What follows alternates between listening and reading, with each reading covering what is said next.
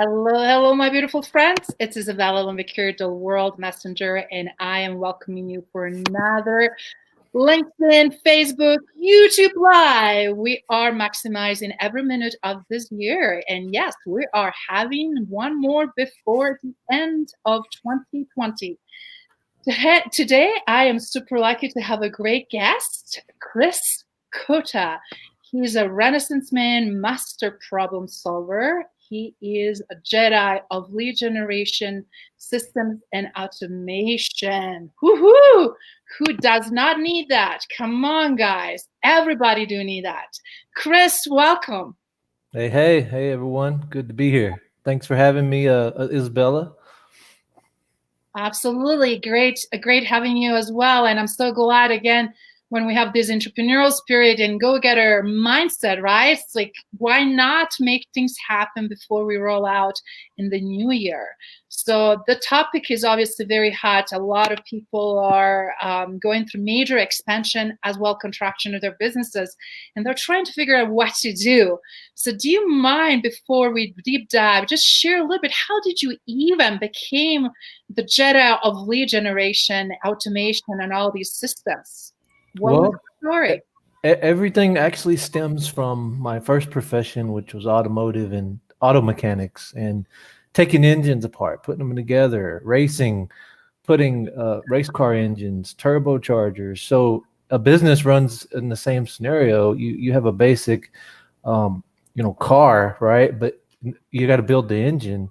But then what are you going to do later? You got to add like a turbocharger. You got to add, a system or a CRM. So that could be your engine. So there's a lot of moving pieces, and it all kind of like I'll visualize like, okay, here's what's going on. Boom, boom. Okay, boom. Okay, this system, make this, do this, do this, and it just starts to all come together and flow. But everything came out of, I believe, my love for cars and taking engines apart, and I was derailed from that by an unfortunate circumstance. I tried to save a friend of mine from a party I went to back in high school, and he ended up like messing with one of the people's girlfriends at the party, and turned out that that guy was a gangbanger, and so they had him at gunpoint, and instead of my friend getting killed, I had to literally like save him, rescue him, and get him out of that party. But I was kind of upset, and I ended up getting pulled over, got a DWI. It ended my whole automotive career. And then I went into sales and business, and now what I'm doing now. So just kind of a crazy intervention from God, or I don't know. It's a whole different like. All different rewards, all right? Pain and actually didn't know so much because we're eventually rolling in New Year, and a lot of times people are very specifically with 2020, so much that we cannot do and still cannot do celebrate with people we love. We really wanted to have great New Year. So guys, be smart, be safe out there, right? Because even you with best intentions, you wanted to help your friend, you end up dealing with all of that baggage afterwards, right? After the scary moment, and as a result, that's changed the course of your life. But I love what you said about your passion and details. Like, you have a mindset already that I'm seeing so focused on the problem solutions. So do you mind sharing a little bit about that? How do you see things, and how you put them in perspective? And it seems like you did some really cool stuff to really demonstrate that through powerful story. Right. So I mean, you have, let's see, any business vertical. So right now, what's very important, COVID is destroying businesses. I'm going to touch on small businesses, restaurants. I'm going to touch on restaurants. Restaurants are being completely destroyed and annihilated, especially if you're afraid to pivot. And I've talked to many restaurant owners, and they don't want to do anything digital, and but they want to keep their business alive. So if you're not adapting to the technologies like Uber Eats or DoorDash or those kind of things, you're going to get left in the dust. So it's very important to pay attention to what's going on in your surroundings, to figure out like, okay, is this bad? Is this good? Can I fix it? Okay, can I fix it? Do I know how? No, I don't. Okay, let me find an expert to fix it. And then you start searching, or just sometimes say a prayer. I need this fixed. Let God send the person your way, because it's Mhm. usually what happens. Like when I end up meeting people, they're like, "Oh, I was just talking about someone like you yesterday," and I'm like, "Wait, hey, perfect, awesome. So, what's your problems? How can I solve them?" And kind of go from there. But pivoting is crucial right now, even in large corporations. There's a lot of things that are changing. You can't go door to door sales knocking. You can't go do any of that stuff. So we were recently approached by a pharmaceutical company that sells what do you call them? The diabetes patches Uh-huh. that connect to the mobile phones.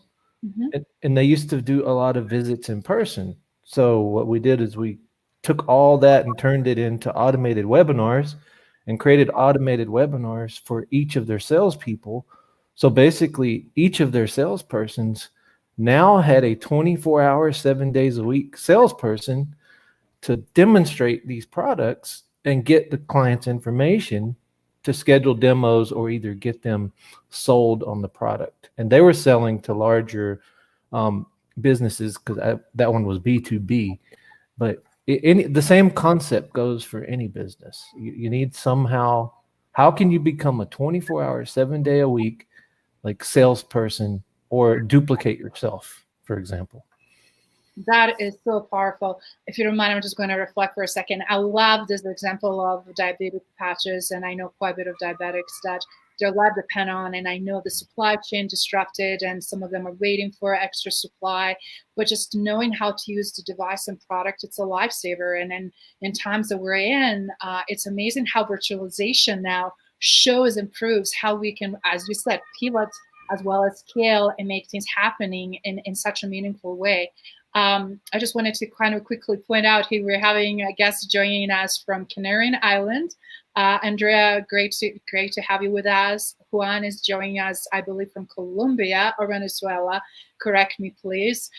So we're having people join here. And guys, as we're discussing, talk about things, please feel free to comment and ask questions, because we're here to answer any questions you may have. But let's now back for a second where we just left off. You were mentioning also to me in conversation how you were also learning so much about the systems, and so many systems out there.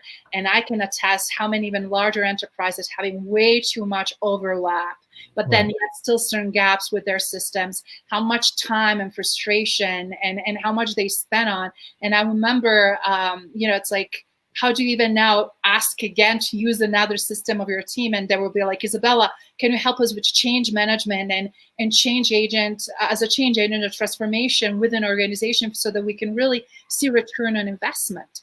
So I believe you were pioneering in some of the great development of some technology in the past, and you learned some amazing things. Do you mind sharing a little bit with the audience? What was that? Trying to remember which one. You were referencing disrupting Uber and doing some amazing work with Lyft, right? Oh, Lyft. So part of our development team so we also do mobile app development. So part of the development team was involved in the development of the Lyft app. So when people come to me and they're like, "Hey, I got this app idea. Awesome, cool. And is it possible?" I'm like, "Yeah, it's possible, but you must have a budget. If you don't have a budget, then it's not possible, because there's a lot of time. Some of these apps take 200 to 600 hours to get developed, and normal going rate is $150 an hour for a decent sized development firm. You can find lower prices, but you get what you pay for. Mm-hmm. I mean, Uber and Lyft, those apps range, those probably 500,000 to $1 million apps, Mm-hmm. just the development. And it doesn't ever stop, because you're always having to change, fix, tweak. Oh, Stripe changed their API. Okay, we got to change our APIs. We got to make sure all that stuff stays up to date. Google Pay changed their stuff. So now it's always a constant back and forth to figure out, like, but you got to be aware of that, and you got to have systems in place to be aware of that. And that is an excellent point, because I love what you keep saying. Change is constant, right? And we cannot just say, well, I did this, now I can relax and park and then just keep dialing and thinking that everything is going to just work phenomenally. I love also that you go in and you think so much iteratively agile and agile methodology. And it's so important because we have to always perfect stuff, because at the end of the day, we want to make sure users are happy, right? How is the end user seeing this technology? Is it serving them, and do they really like it? Do they want to continue utilizing it or not, right? Right. But I also see a lot of organizations don't necessarily want their own proprietary technology, but they're looking which technology truly delivers on their promise. Do you mind sharing a little bit about those experiences? Because that is what I'm seeing so much pain point right now between decision makers, is like, am I really doing quick patching, or am I really looking systematic, good fix and complement for what we already have, or where we need to be, or where we want to go in years to come? Right, and there are a lot of people doing quick patching. Quick patching is good for temporary, but while you're doing the quick patch, you need to also be out there building your new engine, or adding the little piece to the engine that's going to make it run better. A good example is in the pharmaceutical niche. Again, we helped a Alzheimer's company sell a digital tablet device that old people would be able to pick up, and this tablet device would sell to had apps that their family members would have to upload photos and videos, and like, oh, little Johnny, we're swinging at the park today, whatever. And then the bot would tell them, like, okay, upload a couple more pictures. Okay. Then it will send it into the cloud and create a video, and then drop it down into the Alzheimer patient's tablet. So trying to relay that is just super difficult. So when they approached us, like, we spent $50,000. We got 3 sales from the last agency. I'm like, what in the world did they do? So we started right away, started hitting the ground running, sending traffic to the website. I was like, your shopping cart don't even work. So that's agile method. You got to find the problem, fix it, find the problem, fix it, find the problem, fix it. So shopping cart don't work. The whole flow of the site was jacked up. I'm like, it's gonna take a while to fix that. Let's do a quick fix. Do lead gen, grab their name, phone number, email, schedule a demo for them to actually do a demo with the sales agent. So then we went a step further, built the whole entire system out to schedule the demos and do what's called round robin. So you get 200 leads a day, and those 200 leads a day are spread out between 10 sales agents. They're all scheduling demos, getting on demos, scheduling demos for the next weeks. So there was a constant flow of leads, but even a step further, recording all the phone calls. They didn't have any of this in place. So we put all this in place.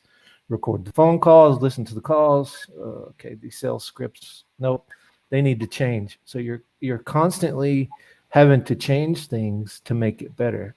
That's why you hear, well, this call may be recorded for quality assurance, because they're listening to see, okay, are they saying the right stuff? Can we get sued? Like, so many things could be going on the phone. Absolutely. Are they violating FCC, HIPAA? Like, and this is medical, so it's very, very touchy. Very touchy-feely and has highly regulated. That is excellent point. So, yeah, and then even a step further, you go all the way into the close the deal. How did they sign up? Do the subscription, mail it out, like put all that process in place. But did it happen overnight? No, it happened pretty quick, because you knew what you need to do. You knew your stuff. You were on top of your game.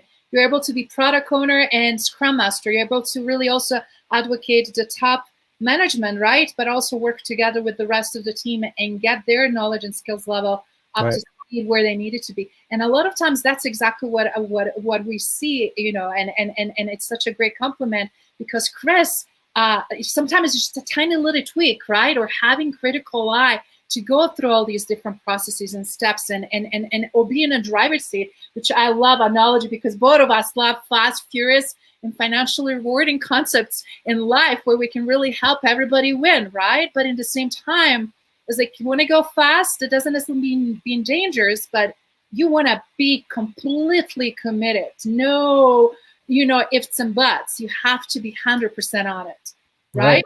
And you got to be you can't be afraid of failure because you're going to fail. But you have to quickly fix it. You have to know why it's failing, and then have a recommendation and already suggestions, and already look at those next 10, 15 steps, not just the next step, right? Exactly. Right. Yes, sir. Yes, ma'am. Yes, ma'am. So, and yep. So I just want to point out that we have also experts in agile methodologies actually join us too, and they're just giving thumbs up how much they enjoy. I love the what you're just sharing an agile methodology, because that's the way to go, because help us out not only to save time, save money and frustration, because people, as you said, not because just developers hours are so expensive, but consultant hours are so expensive, and you and I know when we come as a consultant in the game, that is very pricey. Everything we do, it's very pricey. So we want to leverage and utilize and be more efficient so that results are coming and it's win-win for everyone. Right. And then these become your best friend in the agile world. I have Post-its everywhere for projects. I have at least 50 different colors, and I have a wheel of fortune, I call it, of the markers in all these different colors. So you'll be seeing me more doing that with you in the 2021. So anyway, you're spot on. Yes. Awesome. So cool. All right. So you were chatting before I disrupt again with absolutely aspects of the agile methodologies and how you walked through this pharmaceutical company and just did due diligence, basically. I mean, you were like, what you having? Why you're not having results? Let's take a look. You went behind the scenes, behind the curtain, and to really look at what they have, what they don't have. Then you implemented, and you were able to really, as you said, create something insanely fast. So, do you mind sharing how the dynamics with the team was like? That were they on board? That they gave you like full reins, and what challenges you have to overcome to you really get and deliver on your promise? We pretty much had free reign, as long as it's working. So I forgot to touch on the beginning stage. So all of the traffic was coming from Facebook. So we would launch in the first day. I launched about 100 different campaigns with hundreds of different audiences, with hundreds of different ad copies to do what's called rapid fire. Test quick and turn off what's failing and optimize what's winning.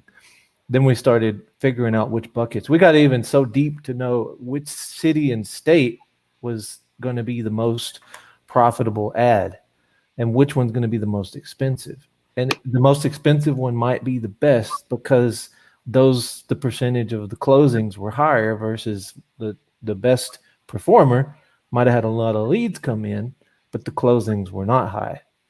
So there was so much back and forth. This was a 3-month project because they came, we need 300 sales in 3 months. Like, okay. At first I'm like, really? You think that, like, okay. I'm like, okay, cool. We're going to do it. So when month 3 hit, we hit 301.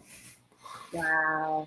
That's fantastic. Dom Perignon champagne. It was crazy celebration out in San Diego. One of my other partners, Mr. Joseph Ortega, was very, very crucial in this. Me and him I was tag teaming the tech. He's tag teaming training the sales staff. We literally had a boiler room, phone calls just all day long, recording calls, just creating the whole entire infrastructure. I love what you just shared.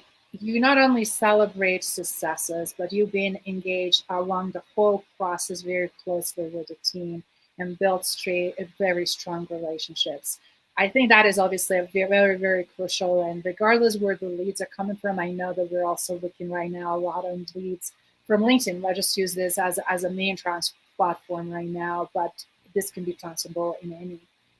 And then how important it is when you even get in the lead, if you don't mind, because I really feel like so much we could learn from you, even though we know and we're familiar with the terms and before even anything like business, let's just pretend we have the business either that existed and it's struggling, or business that is just literally right now, fast forward, very quick startup growth, projecting because they're going to solve the problem that right now it's really much so needed.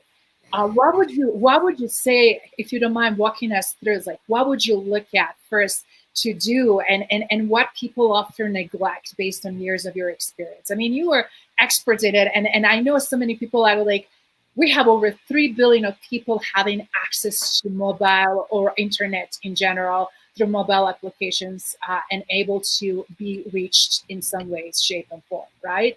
So when we look at it, it's like we're struggling to get quality leads, or we're struggling just to have a right conversations. Where do you see the biggest mistakes happening? How you can help these solo entrepreneurs and small to medium sized businesses thrive?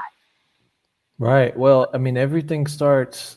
So your website's very important for one, and no one's maximizing that. I've seen so many websites where they don't even have a simple Facebook tracking pixel or Google track, no tracking mechanisms, no opt-in forms.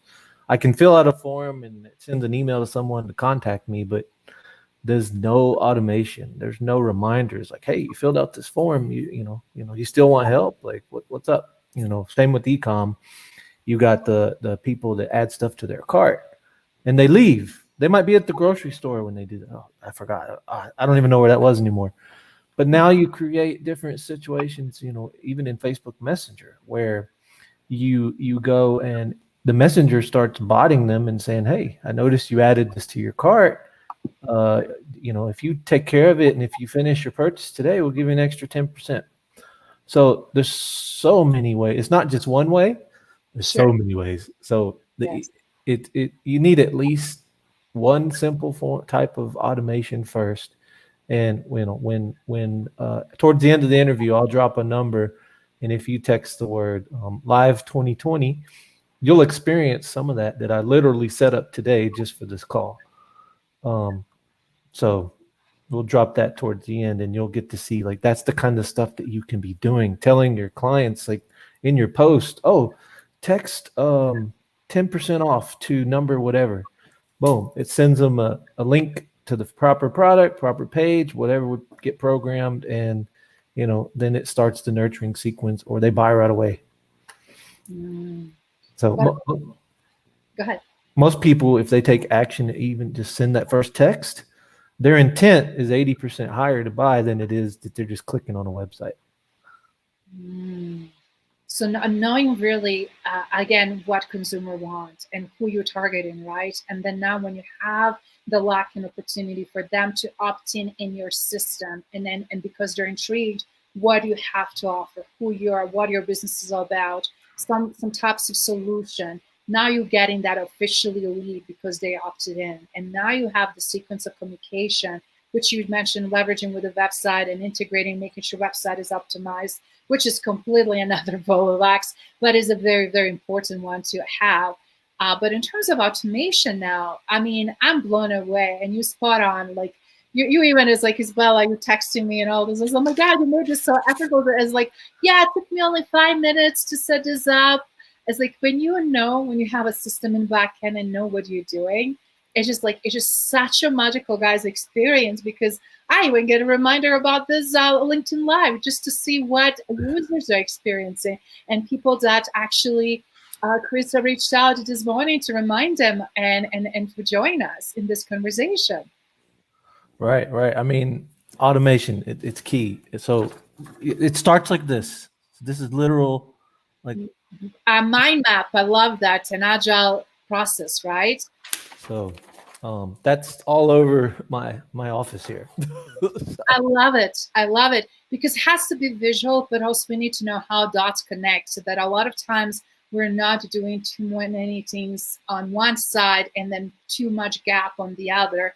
Like initially I'm seeing when I opt into some of the lists, or just because I'm curious about certain products or services, because I need a services too. Like I can't do everything, right? How do I optimize my company and everything that we're doing? And then depending of experience, it's like, am I getting hammered with 500 different emails first 3-4 days and then crickets afterwards? Or is it all about sale pitches, or how they really understand me and my business? Are they really working towards that in the right way, right? That could really tell, are you pro in what you're trying to do? Right. Well, you really gotta, when you start nurturing anything, unless it's like a e-com or something like I'm gonna buy this now type thing. Mm-hmm. And if you're just wanting to build a list, right? You've got to simply give away a bunch of free content, free tips people can take action on and be like, oh man, his free stuff was like that. What's the paid stuff look like? What if I hired that person? So you gotta give away stuff for free first. And that's just your normal business. Not This has nothing to, like, even restaurants, they do the same thing. Mm-hmm. Groupon is a good example. The only thing with Groupon and restaurants relationships, the person that does a Groupon never goes back. It's like a one time thing, and those people usually never go back. They just wanted that deal, and if they don't see that deal again, they're never going to go back. And I see restaurants fail at this so many times. I go and I do a Groupon.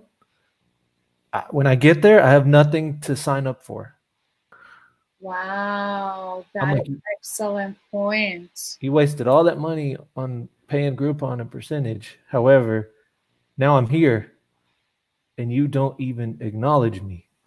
And you don't take it to the next level, like I'm your brand new customer, even though I get Right. a discounted meal. You want to make sure that I'm getting the best experience possible. And I love what you said, that next step, it's like, how was the food? We'd love to see you again. Please, here is the tablet, let us know about your experience, and then we will send you another, Right. reservation or whatever. And I think that it's a very good point right now, what you're talking about.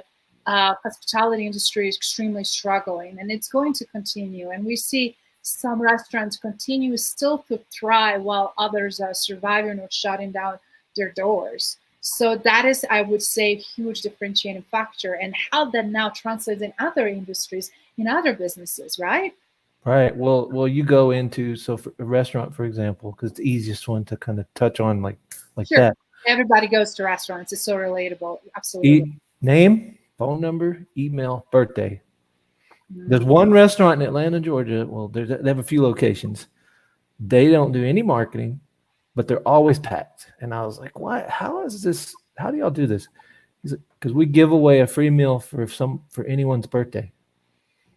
Wow. But that one person in the birthday is going to bring two or three people automatically. Yes, because they're celebrating. Really, they're not going to eat by themselves, and there will be great ways to celebrate. Super, super smart. So birthdays are key, even in business. Get the birthday. Send out an automated, just, hey, happy birthday. And it's like, oh, I didn't know the business cared. Like, what the world?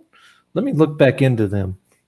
I love that, because I remember when I was asking some of the businesses that don't, they're not typical hospitality industry, and I was kind of scratching my head once, like, why did they want to know my birthday? But now when you're saying this, it totally makes sense, because it's just such a beautiful way to nurture and continue to nurture a relationship. All right. And I mean, who knows where else it goes? I mean, sometimes your info gets sold, it does, but maybe there's a reason and you might end up on a special list and be like, oh, another good deal. Like, you just never know. That is a very good point. So more than anything, obviously, I love that you touched that.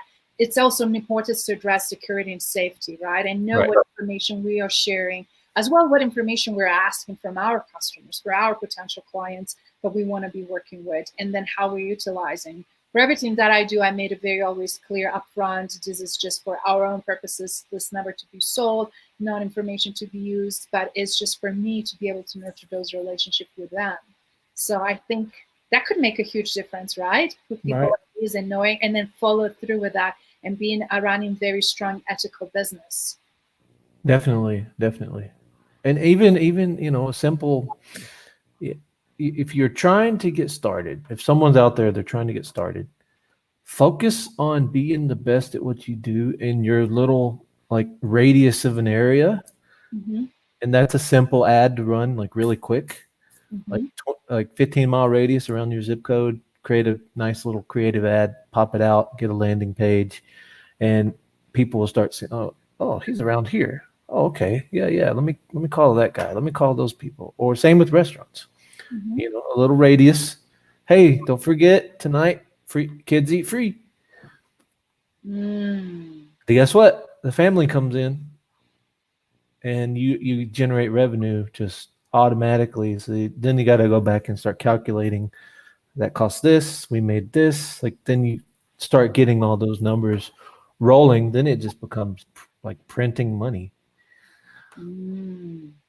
So So guys, I hope you're taking some of these amazing golden nuggets, because regardless what industry you are, and majority of people I'm seeing right now, obviously they're trying to build their virtual business, either by offering their services before they can actually offer their products. Some companies are already a combination of both, but what would you recommend for service companies? Specifically, I'm seeing a huge influx of the career coaches, for example, because so many people obviously need to find a job, or I'm seeing so many in arena with where that I'm playing with, where the companies are truly struggling, to generate new clients, because some of the clients they dropped off, or they struggle financially, or they're closing doors, or they have to shift their focus. So what would you recommend for service companies specifically? I mean, like uh, HVAC or roofing and plumbers and stuff, or what service? What service?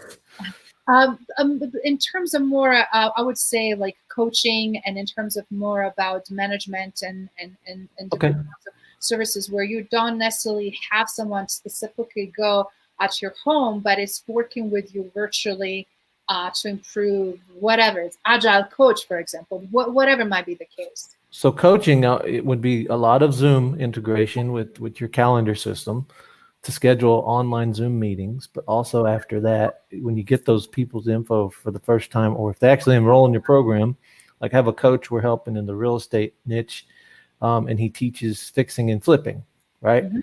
Um, and he's like, how can we make sure that these people are following through? Because if you can't get and he has a mindset program too. So if you can't get your mindset clear, you cannot fix and flip, because it's super stressful, and you've got to understand how to fix that. So he's got something called Knock It Off 1 2 3, and you enter into that program. It's little online course, but you also get 10 weeks sequence of SMS messaging sent to you every day, reminding you.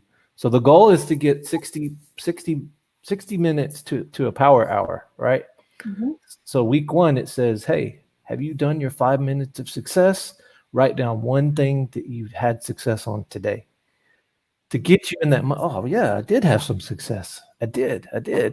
And it runs for 10 weeks to get it all the way to 60 minutes. That is very powerful. Reason why specifically, because I'm seeing so more and more people are creating online courses, as you just mentioned, in a wide range of industries.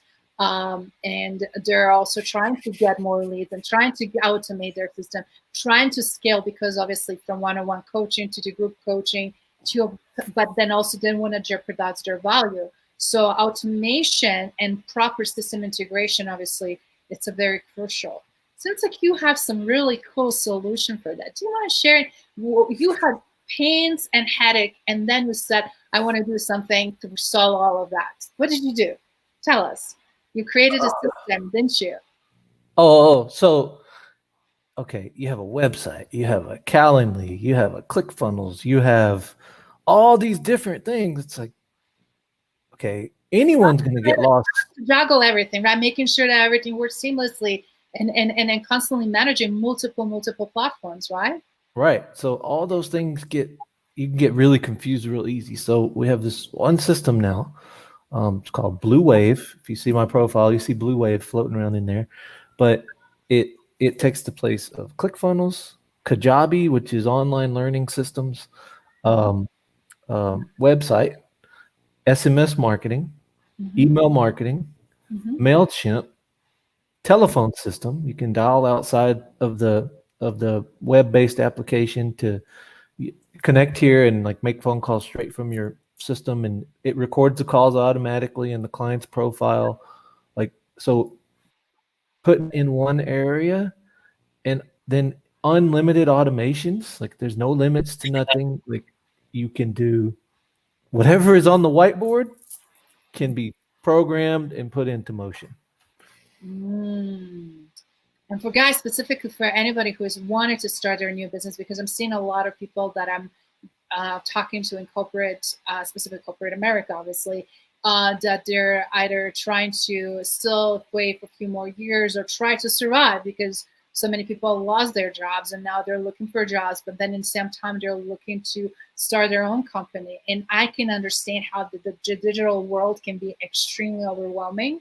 We get a lot of information, right, from all these different subscriptions and just news and constant content that is kind of thrown in our face.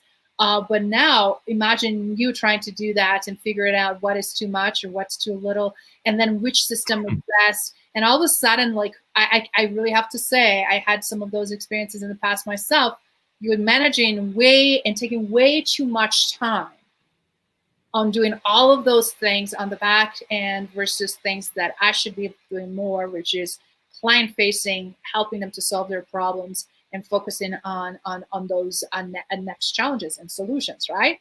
Right. I mean, so a good example with that is, so let's say you have 100 phone calls to make. And if you want to, you could program something called a voice drop and click all the 100 names or however it's set up and throw it into the system. The system will call all those people and say, hey, this is Chris. This is Chris. Thanks for reaching out. Thanks for filling out my form the other day, whatever. I know you still haven't scheduled a discovery call. If you're really serious about moving forward and taking whatever to the next level, reply to this number with a text, and then we will get you on a discovery call immediately. Mm-hmm. Mm-hmm. So those kind of like things, but that stuff just comes out at the moment, depending on the problem I'm solving. Mm. That is huge. So again, when you fix the problem of getting initial process, which is a setup of your business and decide on the right systems, and then start getting leads, then what do you do when you get those leads? And then how do you nurture those relationships and how you show up? I'm sure that is also very applicable if you decide to invite people on impromptu Zoom call or a special training based on pain points and things that people are really trying to understand. So that gives you a chance to broadcast, gives you a chance to engage and continue to give as you nurturing those and building further those relationships, Right. right? Exactly. Wow. Wow. You make sound everything and look so easy. I had a chance to see a little demo of your system. And I have to say, when you share with me what it does and what it's capable of doing, it's like, oh my goodness. You know what my first reaction was, guys? I'm sure everybody has this screaming problem. I don't need to have 100 freaking passwords. I don't need to have all these different logins I need to remember. It doesn't matter even if I automate them, save them, or whatever the case is. It's like, it's still, I have to have that somewhere. And God forbid, if something is not working right, I need to still go figure it out. And how many of us are just dealing with issues around passwords? Come on, guys, raise the hand, be honest. I have an app just for passwords. So. You have a solution just for passwords? It's called LastPass. It's a Google Chrome plugin. It's not mine, but it's what I use. Uh-huh. It's called LastPass, and it will save every single password that you allow it to save. But the beauty is, when you find those passwords and you know how it has the little dots, you have no idea what it is. Yes. Yes. You can click and read it and see like, oh, that's what I typed. Got it. Okay. Yes. That is a great one because, again, I mean, I heard of different kinds, but I'm just saying, just whatever we're trying to do, it's like, oh my God, again, and funny thing is that, you're typing correctly or what it is. Sometimes you have to retype because for security reasons, they ask you to do that. They don't want you just to cut and paste or just use based on the memory, right? But it's like, sometimes you just look yourself. It's like, I need to reset this and I need this now. So even that little hiccup can create a lot of stress, actually, in the most unpleasant moments, right? When you need to be on top of your game and keep rolling. Right. I mean, it's crazy. I mean, being an entrepreneur right here is very crazy. Yes. But now it's important more than ever for anyone, even if you're not already, to become an entrepreneur, because you're not promised the next hour at whatever job you're at, if you're at a job. And this is reality, guys. That's why I wanted to have this conversation with Chris, also beside what he has to offer and how smart, capable, and able he is to help anybody to get going and get, get phenomenal start or revisit where things are not going well and optimize it and make it happen.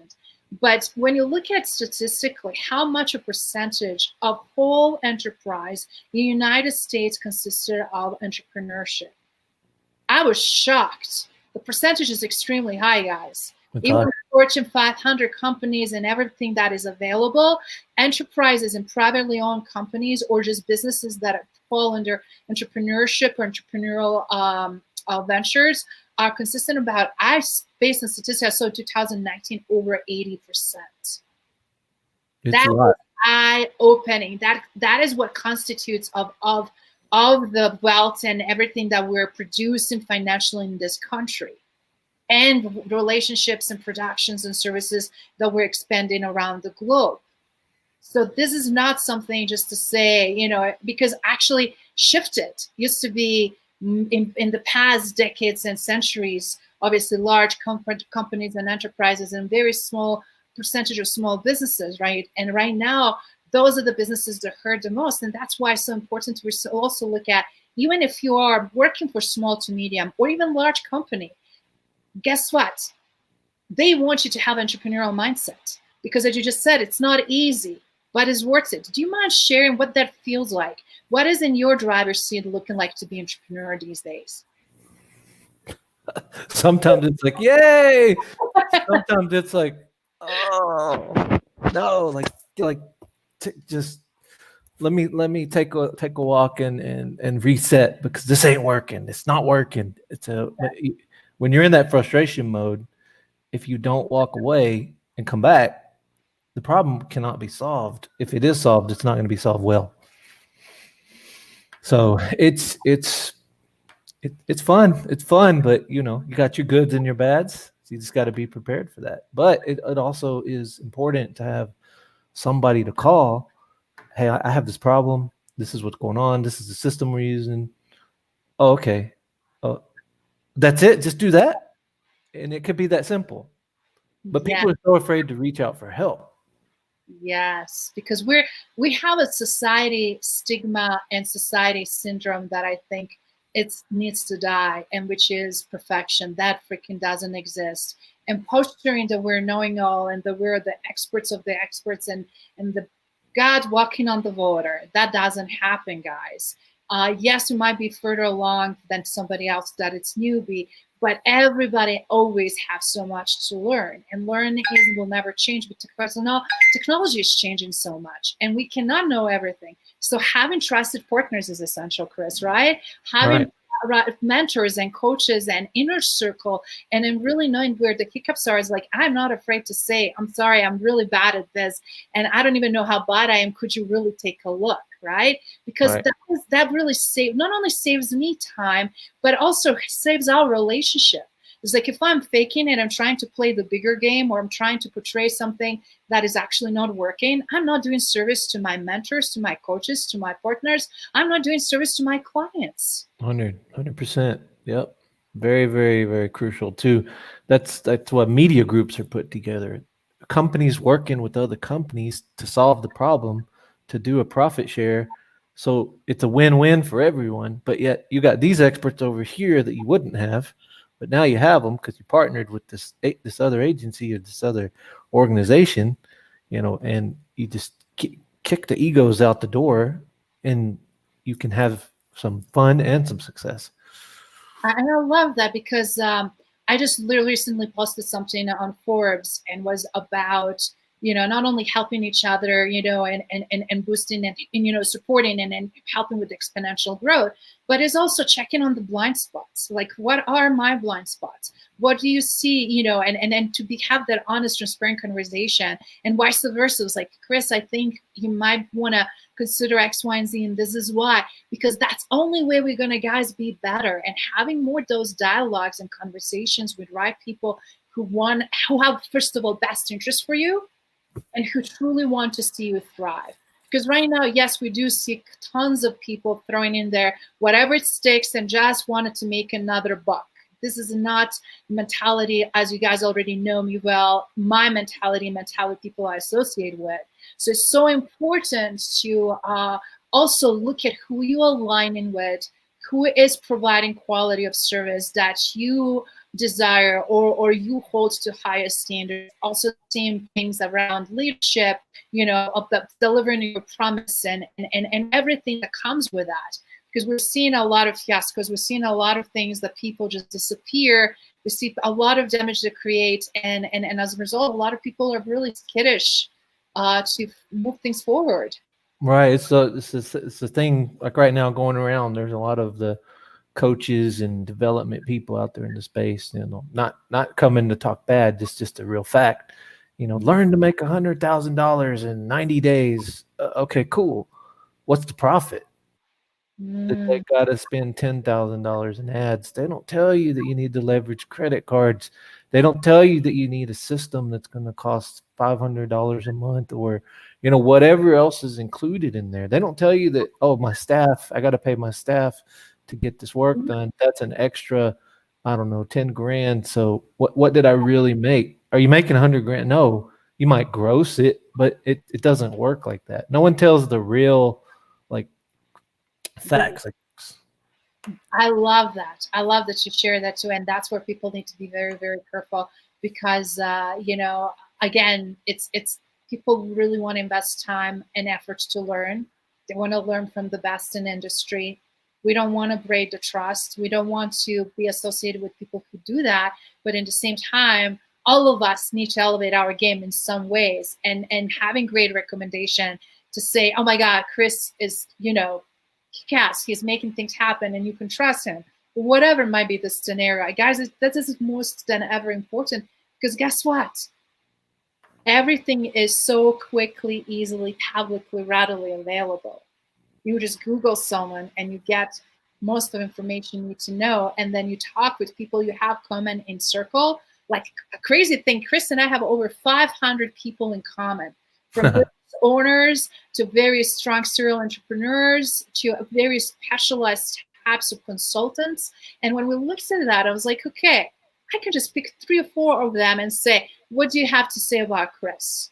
How easy it is today to really understand somebody's not aptitude and attitude about the business, but also their skill set and truly quality of work that they're producing. Right. And it's not all, pancakes and rainbows. Sometimes there's some real gritty stuff that goes on. Is it successful at the first time every time? No, it's not possible. Because you don't know what you're getting into with whatever business you engage in, because you don't know what they're already using. You don't know, you haven't done that deep dive. Absolutely. And go ahead. So it's hard when, so you got everyone out there trying to run Facebook ads for clients, but okay, cool, run the ads, get it to the website. They don't look at, well, what happens after that? Because then the client's like, oh, this ain't working. Well, are you automating your email? Like, are you doing anything else? I can't just get you a lead and let it die. Like, you either need to have something in place, or I have to build it for you. And that's a great point, and I love that you consider is like you just spend and invested money to generate the lead, and then my work stops. And then 90% people will exactly do that. It's like, now it's up to you what you do, how you convert, and what you do with them. It's like, but if you know what converts and how conversation should happen and how you should pivot that, you should be able to help to optimize and go. And that's why we look at all these systems. Just because corporations had billions of dollars in the budgets before, they're not spending those money anymore. They already have most recognized brands. They might be gravitating naturally towards them because they still trust them. But anytime you're trying to break it in the new market, or you're in highly competitive market, you have to look at all these different aspects of it so that they can really support you. And I'm so glad you mentioned that, because you need to also know where the job begins and where it ends, and how that fits with everything else that you already have. because a lot of times we make impulsive decisions to fix one aspect, so without looking how this fits in the larger, bigger picture. And I love, if you don't mind sharing again, your brain map, mind map there that you had an agile methodology. You had a piece of exactly, guys, because this is what that looks like. This is why it's so important, because everything comes and feeds from one end and goes to another end, or dies, or it's a dead end. If it's a dead end, it costs you. Why is the dead end? So you have to really know before you even approach it and start spending the same amount of money. First of all, what infrastructure you're having and how stable it is. How is going to lead you to 2020? What do you now need to have a conversation with your leadership team and decision-making processes to help them to guide, and which 99% when I have these conversations, always is a pushback. Not everybody's ready, or not everybody's ready to give up on their version of the tools or systems or of the practice that they think will be better. So just always this dynamic that human nature brings to the table, right? As they say, business will be so easy if the humans are not so difficult. Oh yeah, that's another story. So a good thing I recommend on those things is, even for all your staff, like sometimes people are in the wrong position where they're not excelling, so they hate their job. I've gone into several companies, like, that guy's he's good at what, but he's doing this. No wonder he's not happy. Like, move him, get him to where he's gonna be happy. But sometimes that takes, something called, there's an Enneagram test, or there's a DISC assessment to find out like what you are. And like for me, my top is I'm a connector, I'm a networker, I'm a people gravitate to me for some reason when I go networking. But I do like to create conversations, and I wear red shoes, so I make sure you see me. You stand out in crowd, and with that Ferrari font, I was like, is this Ferrari? Oh yeah. I know, I'm just teasing. But I love what you pointed out too. I do a lot of DISC assessment and other behavioral assessments with my clients, Chris. And what I often find, and this is also something I'm sure you will resonate with you, when you have a core decision-making team, hiring or bringing to the table people that are identical or same like themselves in terms of thinking, you can't solve the problem from that point of view. It doesn't matter how great expertise are, because you have insane amount of blind spots, and those blind spots needs to be fixed. That's why people actually do bring external clients and consultants to help them out, and advisors and coaches. That's why the industry is blooming and blossoming in very high level, because you have to have someone who actually can quickly assess that and see it where the weak spots are, and why you cannot have a different perspective. You and I can easily agree because we're same personalities, for example, but are we going to be able to see the same spots? Or if we're different personalities, we not necessarily have to challenge each other, but we can easily complement. It's two different things, right? And depending on which situation and what we're dealing with, if we're making $1 million decision, should we take on this client? Is it the right fit for us? Or should we pass on? Could be live or die situation, right? It's not always everything black or white, guys. Right. And some people making those tough decisions, they shouldn't even be making those tough decisions, because they have no idea what is actually like possible or behind it. Like, they don't know how to do what needs to be done to solve that issue, but they want to make the decisions. Like, no, you can't do that. So yeah, due diligence is super important. And I also think that again, having very strong cohesive business overview, it's very important. So we're coming close to our top of hour. I know we could talk about this forever, and I know that our listeners, based on some questions that we're asking, how important it is also to be careful on our own security space, and how we're using and utilizing clients' data. All of those very valid points. That doesn't mean that are not taking consideration and taking lightly. But this is just a little just of really huge topic, guys. Components necessary, must needed in order to run effective business, in order for you truly to survive and then thrive, right? If you are not able to grow, if you are struggling, then you're really dying. You're not going to be able to survive, bottom line. right.